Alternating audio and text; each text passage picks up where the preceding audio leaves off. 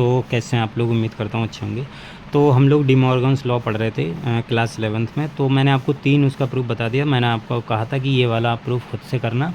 तो जिसने भी ट्राई किया है, जिसने भी खुद से समझने का प्रयास किया है, उसके लिए उसको मैं बहुत कांग्रेट्स करता हूँ, क्योंकि आपने खुद ट्राई किया। अगर कुछ दिक्कत है, कुछ परेशानी है, जिन लोग और जिन्होंने नहीं ट्राई किया खुद से, ठीक है, तो वो इसका प्रूफ देख लें। लेकिन मैं आपको सजेस्ट करूँगा कि आप एक बार खुद से ट्राई ज़रूर कीजिए, ताकि आपको पता चल जाए कि कैसे करके समुच्चय जो है वो जितना टफ़ माना जाता है उतना टफ़ है नहीं। किस तरीके से, बहुत प्यारा टॉपिक है, बहुत आसानी से समझ रहे हैं हम इसको। एक एक चीज़ हम समझ रहे हैं इसकी, ठीक है। तो ये लास्ट बचा है इसका, तो मैंने सोचा कि इसका भी प्रूफ आपको बता देता हूँ। तो चलिए हम इसका प्रूफ करते हैं। इसको हमें बराबर दिखाना है, तो वही चीज़ हम करेंगे जो हम करते आ रहे हैं कि सबसे पहले मान लेते हैं माना, इसमें कोई सा भी अब मान लेते हैं, माना x belongs to a b intersection c। अब देखो, ये बात हम कल भी की थी कि अगर ये इसमें जा रहा है तो इसमें x तुम्हारा अगर a minus b intersection c में है तो x हमारा a में होगा, ना कि इसमें, ठीक है, इसमें नहीं होगा।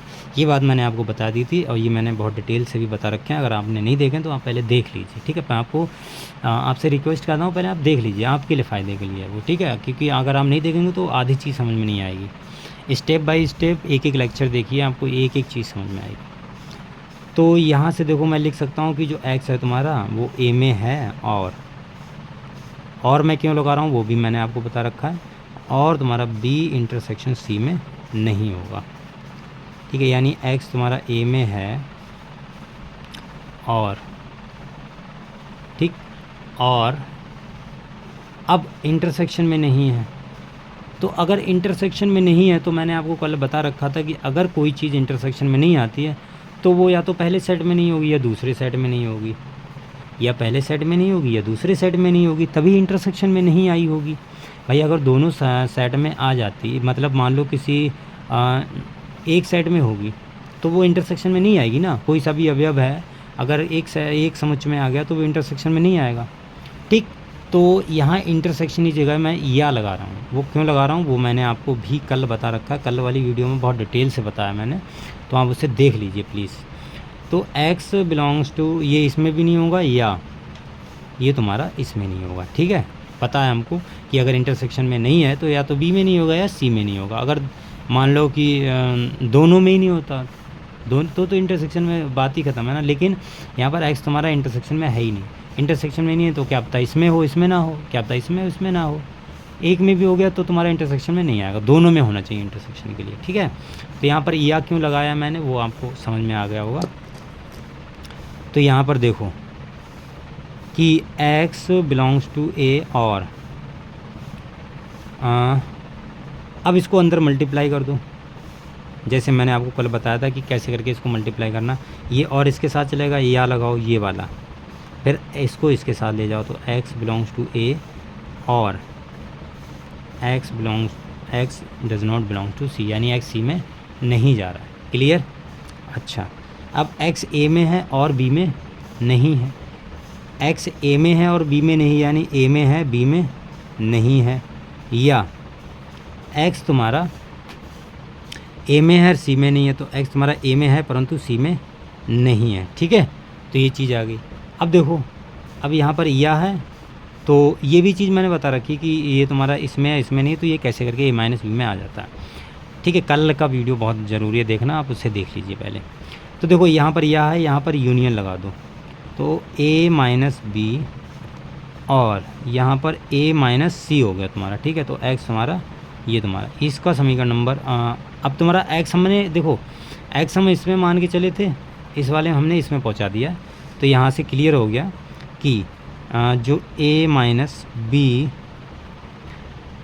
इंटरसेक्शन c, ये तुम्हारा सबसेट हो गया a minus B union a minus C का सबसेट हो गया। इसको हम 1 मान लेते हैं। अब हम क्या करेंगे, अब देखो मैं थोड़ी तेज़ करूँगा हल। अभी हम इसमें कोई सा भी अभी मान के चलेंगे, तो मान लेते हैं, माना कि x belongs to a minus b और यूनियन a माइनस सी, ठीक है।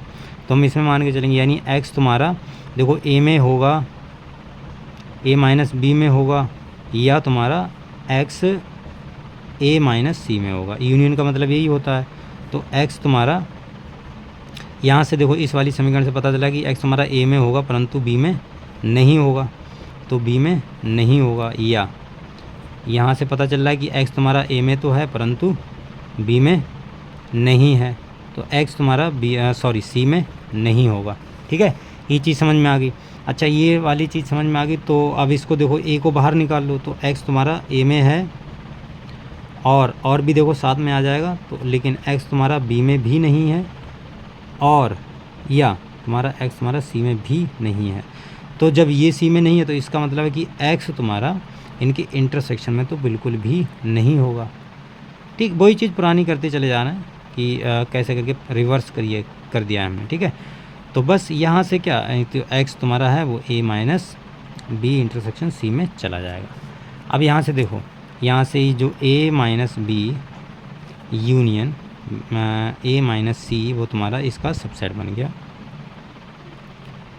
ठीक, इसको समीकरण नंबर 2। अब समीकरण 1 व 2 से देख लो तो ये वाली चीज़ इसके बराबर हो जाएगी। क्लियर, मेरे ख्याल से समझ में आ गया होगा। ये डी मॉर्गन्स लॉ का डी मॉर्गन्स के नियम है, ये हमने पढ़ लिए हैं सारे के सारे, मैंने आपको प्रूफ बता दिए हैं। कल से हम लोग वेन डायग्राम पढ़ेंगे, ये मैं पिछली वीडियो में बोला था लेकिन मैंने सोचा चलो इसको बता देता हूँ। तो कल से हम वेन डायग्राम के बारे में पढ़ेंगे और आप उसे ज़रूर देखिएगा क्योंकि बहुत इंपॉर्टेंट चीज़ है। ठीक है, चलिए फिर आज के लिए हम इतना ही रखते हैं, मिलते हैं अगली वीडियो में। तब तक के लिए बाय, धन्यवाद, ध्यान रखिए अपना और पढ़ते रहिए आरजे मैथमेटिक्स के साथ। ठीक है, चलिए फिर मिलते हैं।